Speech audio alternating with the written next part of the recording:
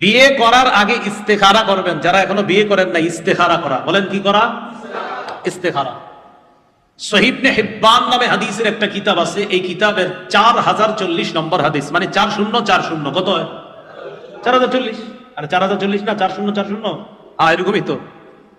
এই হাদিসের মধ্যে আসছে আবু আইয়ুব আনসারী রাদিয়াল্লাহু তাআলা আনহুর বিয়ের প্রস্তাব আসছে, মানে ওনার বিয়ের কথাবার্তা চলতেছে, নবীজির কাছে গেছে। যেমন আপনাদের অনেকে যখন বিয়ে করবেন মসজিদের ইমাম সাহেব, খতিব সাহেবদের কাছে পরামর্শ নিতে আসেন না, এরকম। তো নবীজির কাছে গিয়ে জানাইছি, হুজুর আমার তো বিয়ের কথাবার্তা চলতেছে, আমি কি করব?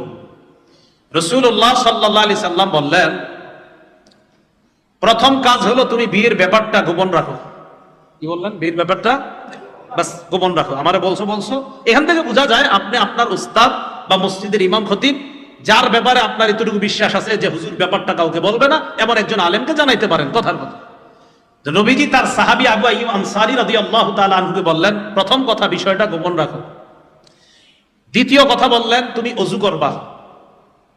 ওযু করার পর যেই কয় রাকাত নামাজ পড়ো, নামাজ পড়বা, নফল নামাজ পড়বা, করার পর তুমি আল্লাহর কাছে একটা দোয়া করবা, আল্লাহুম্মা ইন্নাকা তাকদিরু ওয়া লা আকদিরু। এটা সহিহ ইবনে হিব্বানের বর্ণনা, বুখারীতে আছে, আল্লাহুম্মা ইন্নী আস্তাখিরুকা বিইলমিক ওয়া আস্তাকদিরুকা বিকুদরাতিক। তো যাই হোক, এটার অনুবাদ হলো আল্লাহুম্মা ইন্নাকা তাকদিরু ওয়া লা আকদির। আল্লাহ আপনি সক্ষম, আমি অক্ষম। বলেন সবাই, আল্লাহ আপনি সক্ষম, আমি অক্ষম। ওয়া তা'লামু ওয়া লা আ'লামু, আল্লাহ আপনি জানেন, আমি জানি না। ওয়া আনতা আল্লামুল গুয়ুব, আল্লাহ আপনি অদৃশ্যের সব খবর রাখেন। এরপরে আল্লাহকে তুমি এই কথাটা বলবা, আল্লাহুম্মা ইন কুনতা তা'লামু আন্না ফি ফুলানা তুসাম্মিহা বিইসমিহা। তুমি বলবা, আল্লাহ আপনি যদি অমুকের মধ্যে, এটা বললে আমার নবী বলছে ওই জায়গায় মেয়ের নামটা তুমি বলবা। নবীজি বললেন, যে মেয়েটারে বিয়ে করবা, যে মেয়েটার ব্যাপারে তোমার সাথে কথাবার্তা চলতেছে, কথার কথা জামিলা খাতুন, কথার কথা, বা যে কোনো একটা মেয়ের নাম, তো তুমি মেয়ের নামটা তখন বলবা, আল্লাহুম্মা ইন কুনতা তা'লামু আন্না ফি, এই ফি এর পরে ওই মেয়ের নামটা বসায় দিবেন। তো বললাম জামিলা, বা আপনার একটা সুন্দর নাম বলতে পারেন আপনারা, যে আন্না ফি জামিলা। আল্লাহ ওই যে জামিলা নামক মেয়েটার মধ্যে যদি খায়রান, কোন কল্যাণ থাকে, ফাকদুরহা লি, এই মেয়েটাকে বিয়ে করা আমার জন্য আপনি সহজ করে দেন। তাহলে নবীজি বলে দিলেন, যে মেয়েকে বিয়ে করবেন ওই মেয়ের নামটা ওখানে বলবেন। আপনারা আরবি না পারলে বাংলা বলবেন, আমি একটু করে বাংলাটা সুন্দরভাবে বলতেছি, দাঁড়ান। আর আরবিটা যদি পারেন মুখস্থ করে নেবেন, আল্লাহুম্মা ইন্নাকা তাকদিরু, আল্লাহ আপনি সক্ষম, ওয়ালা আকদিরু, আমি অক্ষম, ওয়া তা'লামু, আপনি জানেন, ওয়ালা আ'লামু, আমি জানি না, ওয়া আনতা আল্লামুল গুয়ুব, আপনি অদৃশ্যের সব খবর রাখেন। আল্লাহুম্মা ইন কুনতা তা'লামু আন্না ফি ফুলানা, এই ফুলানার জায়গাটায় একটা মেয়ের নাম বসাবেন, যে মেয়েটাকে আপনার বিয়ের কথা চলতেছে। আল্লাহ অমুক মেয়ের মধ্যে যদি খায়রান লি, এরকম অমুককে বিয়ে করার মাঝে যদি আমার জন্য কল্যাণ থাকে, ফাকদুরহা লি, তাকে বিয়ে করা আমার জন্য সহজ করে দেন। এরপরে কি বলবেন?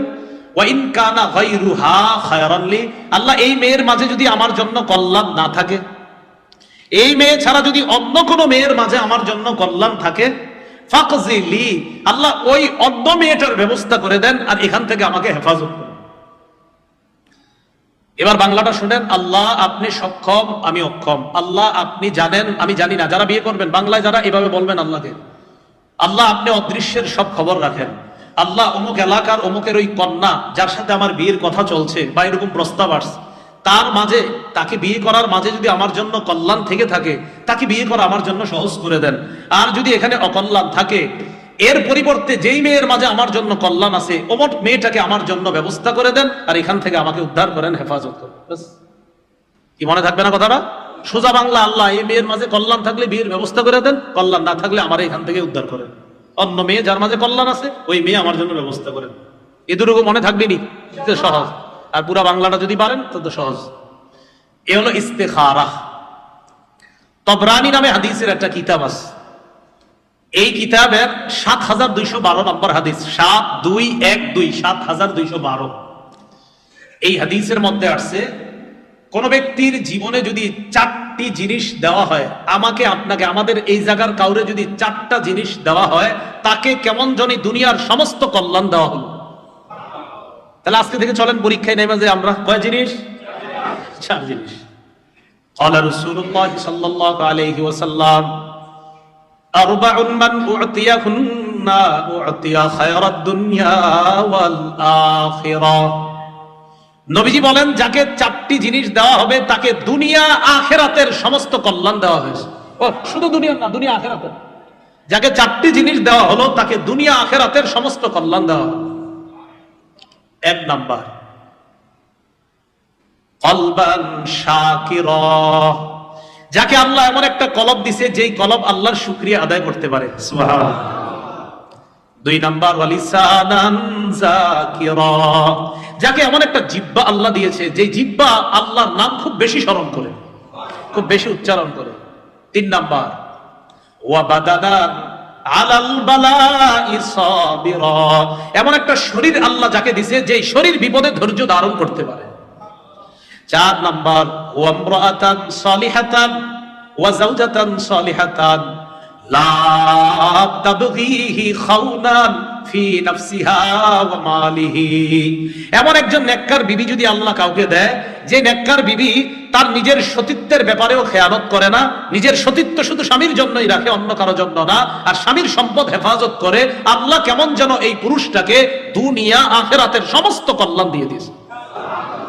বলেন তো, দুনিয়া আখিরাতের সব কল্যাণ আল্লাহ আমারে দিছে, কয় জিনিস আমার মধ্যে যদি পাওয়া যায়? বুঝতে পারবেন নি? এক নাম্বার, কলব, যে কলব শুকরিয়া আদায় করে। দুই, জিহ্বা, যে জিহ্বা আল্লাহর জিকির করে। তিন, শরীর, যে শরীর বিপদে ধৈর্য ধারণ করে। চার, নেককার বিবি, যে নিজেকে হেফাজত করে, স্বামীর সম্পদ হেফাজত করে। এবার আপনারা বলেন, এক নাম্বার কেমন কলব? দুই নাম্বার জিহ্বা, যে জিহ্বা জিকির করে। তিন নাম্বার শরীর, যে শরীর ধৈর্য ধারণ করে। চার নাম্বার নেককার বিবি। অতএব আজকে থেকে এই চারটা দোয়া বেশি বেশি করবেন। কি দোয়া করবেন? আল্লাহ আপনি আমারে শুকরিয়া আদায় করার মতো একটা কলব দেন, আল্লাহ জিকির করার মতো আমার জিহ্বা দেন, আল্লাহ ধৈর্য ধারণের মতো আমার শরীর দেন, আর একজন নেককার বিবি আমারে মিলায় দেন। আল্লাহ কথাগুলা বুঝার তৌফিক দান করেন।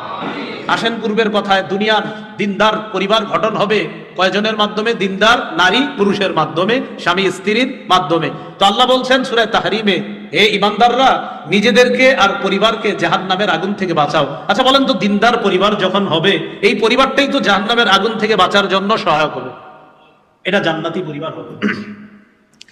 একটা কিতাব আছে, নাম বাইহাকি শরীফ। কি নাম? এই কিতাবের 4471 নম্বর হাদিস। এই হাদিসের মধ্যে আছে, ক্বালা রাসূলুল্লাহ সাল্লাল্লাহু আলাইহি ওয়াসাল্লাম, মান রাযাকাহুল্লাহু ইমরাআতান সালিহা, আল্লাহ যদি কাউকে নেককার বিবি দান করেন, ভাইবা আপনারা এখনো যারা বিয়ে করেন নাই, খুব দোয়া করি আল্লাহ নেককার বিবি মিলিয়ে দেন। রাসূল বলেন, যাকে আল্লাহ নেককার বিবি দিয়েছেন, কেন বললাম দেখেন, আনাহু আলা শাত্রি দীনিহি, আল্লাহ তার দিন অর্ধেক পালন করা সহজ করে দিয়েছেন।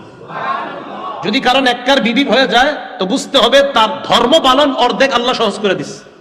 বলেন তো, নেককার বিবি মানি পাওয়া মানে কি? ধর্ম পালন অর্ধেক সহজ, বাকি আছে কটুক আর অর্ধেক। নবীজি বলেন, ফাল্লাত্তাকিল্লাহা ফি শাত্রিস সানি, বাকি অর্ধেকের ব্যাপারে আল্লাহকে ভয় করো, বাস পুরোপুরি হয়ে যাবে।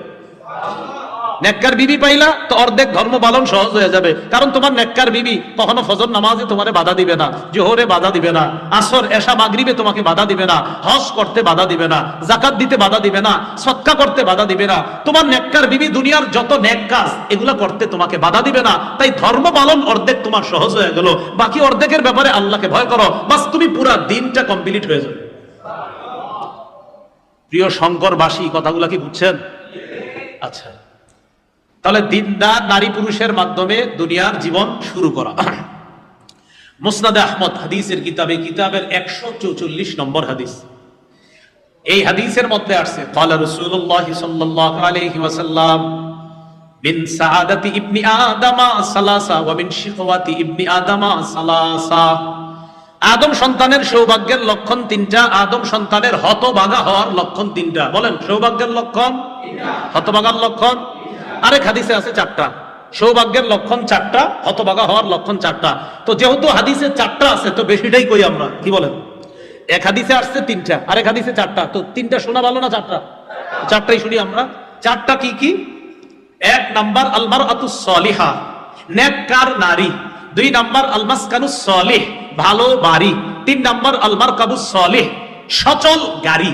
সচল গাড়ি মানে ভালো গাড়ি। তাহলে নেককার নারী, ভালো বাড়ি, ভালো গাড়ি।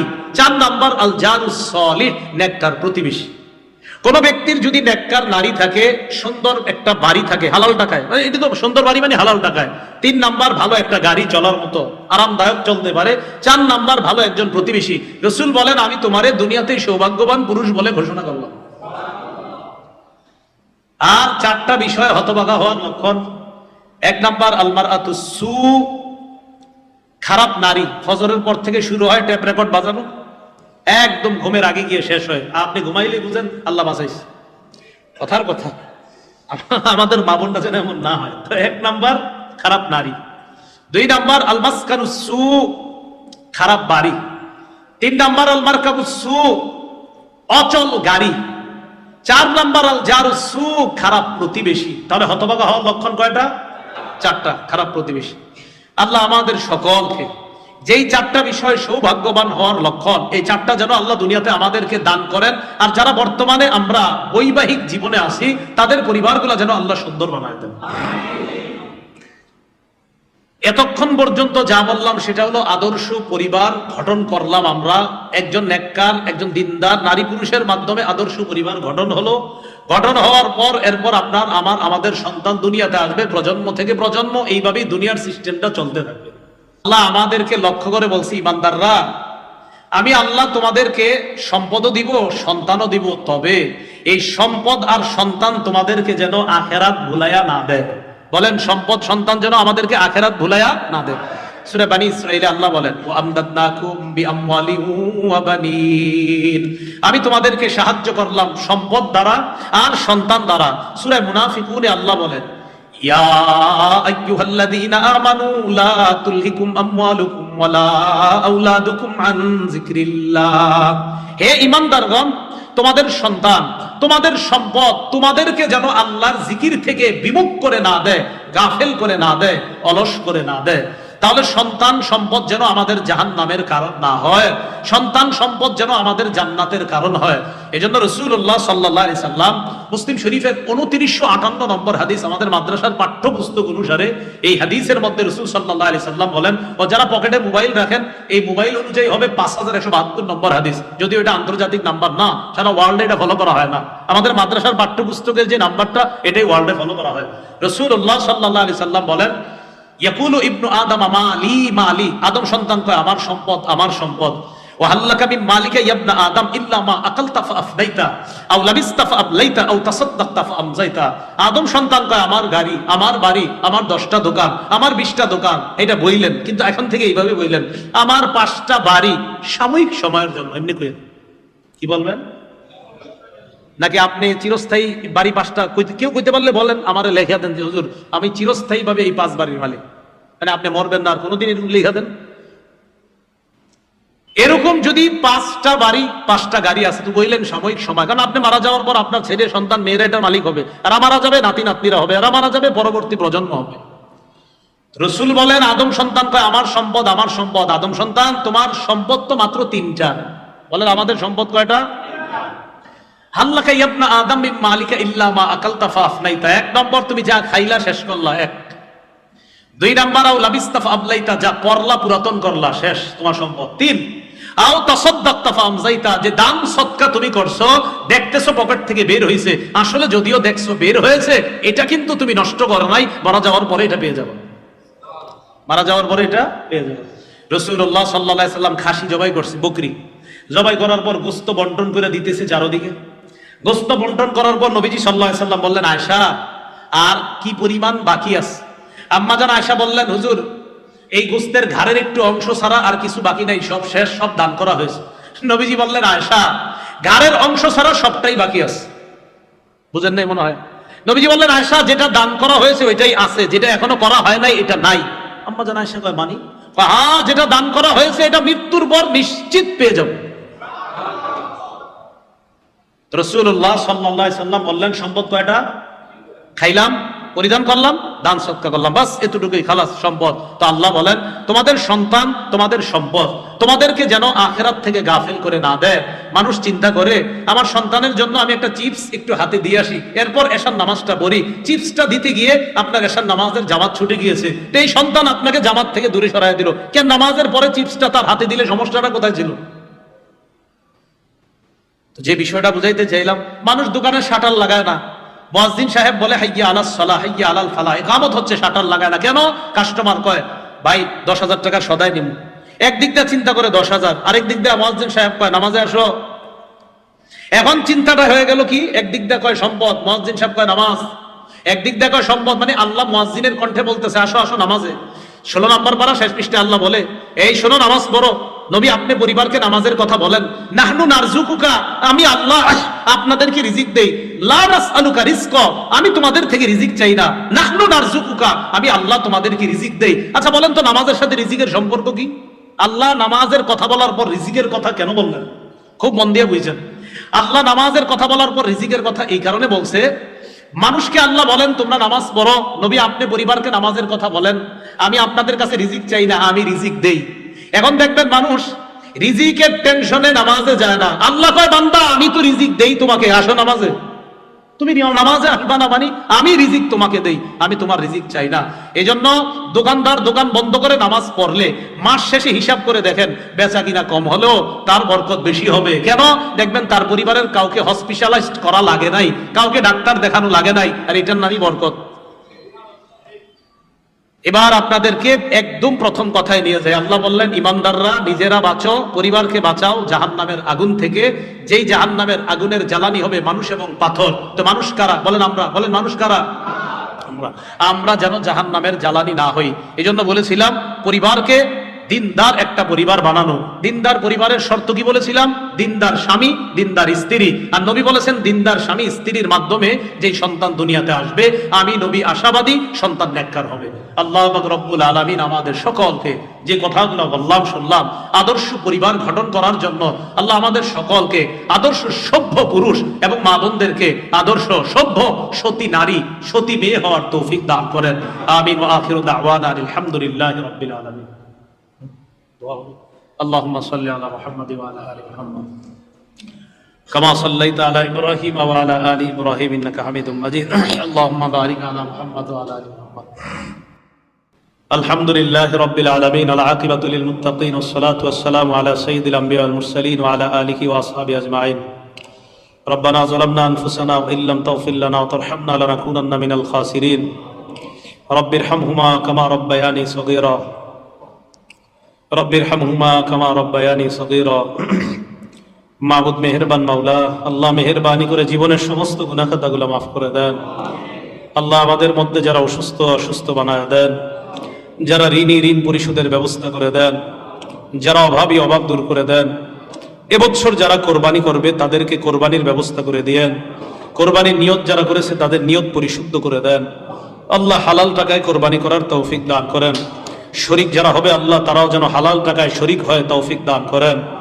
মানুষকে দেখানোর জন্য যেন কোরবানি না হয় এমন কোরবানি করার তৌফিক দান করেন। বিশুদ্ধ নিয়ত, হালাল টাকা, শরীয়ত মোতাবেক লৌকিকতা মুক্ত যেন কোরবানি করতে পারি তৌফিক দান করেন। আল্লাহ আমাদেরকে আপনি মাফ করে দেন। আল্লাহ জিলহজ মাসে এবছর যারা কোরবানির নিয়ত করেছে তারা যেন জিলহজে যে আমলগুলা আছে, চুল না কাটা, নখ না কাটা, এই আমলগুলা যেন সবাই করতে পারি তৌফিক দান করেন। জিলহজের প্রথম 9টা রোজা আমাদেরকে রাখার তৌফিক দান করেন। 9 জিলহজের রোজাটা রাখার তৌফিক দান করেন। আল্লাহ জিলহজ মাসে বেশি বেশি নফল ইবাদত, ফরজের পাশাপাশি বেশি বেশি নফল ও ইবাদত যেন করতে পারি তৌফিক দান করেন। আল্লাহ আমাদের দোয়া আপনি কবুল করেন।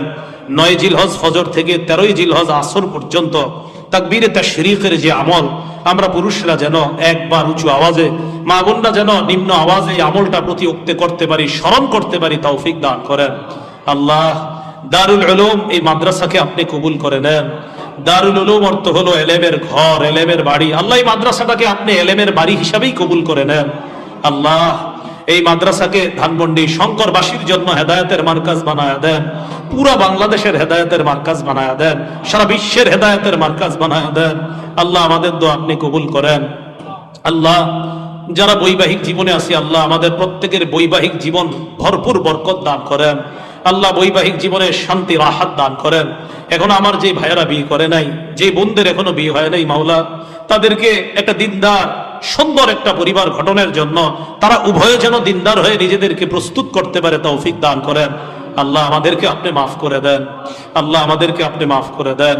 আমাদের মধ্যে যারা অসুস্থ সুস্থ বানায় দেন, যারা ঋণী ঋণ পরিশোধের ব্যবস্থা করে দেন। আল্লাহ এই মাদ্রাসার উস্তাদ ছাত্র সকলকে আপনি কবুল করে নেন। যে মসজিদে আমরা আলোচনা করলাম শুনলাম, এই মসজিদের ইমাম খতিব মুয়াজ্জিন মুসল্লি মুতাওয়াল্লি, মসজিদের দায়িত্বশীল মুতাআল্লিকিন মুহিব্বিন এবং যারা পাঁচ ওয়াক্ত সালাতে অংশগ্রহণ করে এলাকাবাসী সকলকে আপনি কবুল করে নেন। আল্লাহ আপনার কাছে একটা বিশেষ আবদার, আজকে আমি যাদের সামনে বসলাম, যারা আমার সামনে বসছে মাওলা, তাদের সাথে আবার জান্নাতে দেখা করায় দিয়েন। আল্লাহ মোহাব্বতের নিয়তে ইসলামের কিছু কথা বলছি মাওলা, এই কথাগুলো আমি সহ আমরা সবাই যেন পালন করতে পারি তৌফিক দান করেন। আল্লাহ যেইভাবে গুছিয়ে কথাগুলো বলা দরকার ছিল, যেইভাবে বললে তারা বুঝতে পারতো, আমি ওইভাবে বলতে পারি নাই মাওলা। আল্লাহ আমার দায়িত্ব ছিল বলা, এবার আপনি সকলকে সঠিক বুঝ দিয়ে দিয়েন মাওলা। আল্লাহ না বুঝাইতে পারাটা এটা আমার অযোগ্যতা মাওলা। আল্লাহ আপনি তো সক্ষম, আমরা তো অক্ষম মাওলা। আল্লাহ আজকে যে কথাগুলা বলছি মাওলা, এই কথাগুলা আমরা এখানে যারা আছি আর যারা মাইকের আওয়াজ যারা সবাই শুনতেছে মাওলা, সকলকে কথাগুলা হৃদয়ঙ্গম করার তৌফিক দান করেন। আল্লাহ আমাদের দোয়া আপনি কবুল করেন। সন্তানদেরকে মা বাবার অনুগত বানায় দেন। আল্লাহ সন্তানগুলা যেন মাদকের ছোঁয়ায় যেন নষ্ট না হয়ে যায়, ইলেকট্রনিক মিডিয়ার থাবায় যেন নষ্ট না হয়ে যায়। আল্লাহ মেয়েগুলা ছেলেগুলা ইয়াং জেনারেশন গুলা যেন আল্লাহ অশ্লীলতা আর বেহায়াপনার উন্মোদনায় তারা যেন নিজেদের জীবনটাকে বিলিয়ে না দেয়। আল্লাহ তারা যেন ইসলামী আদর্শে ইসলামী সভ্যতায় নিজেদেরকে আদর্শবান, নিজেদেরকে সভ্য ভদ্র হিসাবে প্রতিষ্ঠিত করতে পারে তৌফিক দান করেন। আল্লাহ আমাদের দোয়া আপনি কবুল করেন। আল্লাহ এই জায়গায় অনেক ওলামায়ে কেরাম হাত তুলেছে, সাধারণ মুসল্লিরা হাত তুলেছে মাওলা। আল্লাহ আমি বিশ্বাস করি এখানে কে আপনার সবচেয়ে প্রিয় বান্দা এটা আপনি ভালো জানেন। আল্লাহ আল্লাহ কে সবচেয়ে বেশি মুত্তাকি এটা আপনি জানেন। ওই মুত্তাকি মানুষটা আমাদের সাথে হাত তুলছে মাওলা, ওই মানুষটার দিকে তাকায় আমাদের দোয়াগুলো আপনি কবুল করে নেন। আল্লাহ নিঃসন্তান দম্পতিকে আপনি সন্তানের ব্যবস্থা করে দেন, আমাদের দোয়া আপনি কবুল করে নেন। মাবুদ মেহেরবান মাওলা, এবছর যারা হজ করার জন্য এখন হারামাইন শরীফাইনে অবস্থান করতেছে মাওলা, আল্লাহ নিয়ত পরিশুদ্ধ করে সহিহ সালেমে যেন হজ সম্পাদন করতে পারে তৌফিক দান করেন।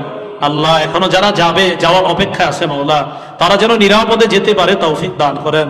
আল্লাহুম্মা সাল্লি ওয়া সাল্লিম ওয়া বারিক আলা মুহাম্মদ। সুবহানা রাব্বিকা রাব্বিল ইজ্জাতি আম্মা ইয়াসিফুন ওয়া সালামুন আলাল মুরসালিন। আলহামদুলিল্লাহি রাব্বিল আলামিন। আসসালামু আলাইকুম ওয়া রাহমাতুল্লাহ।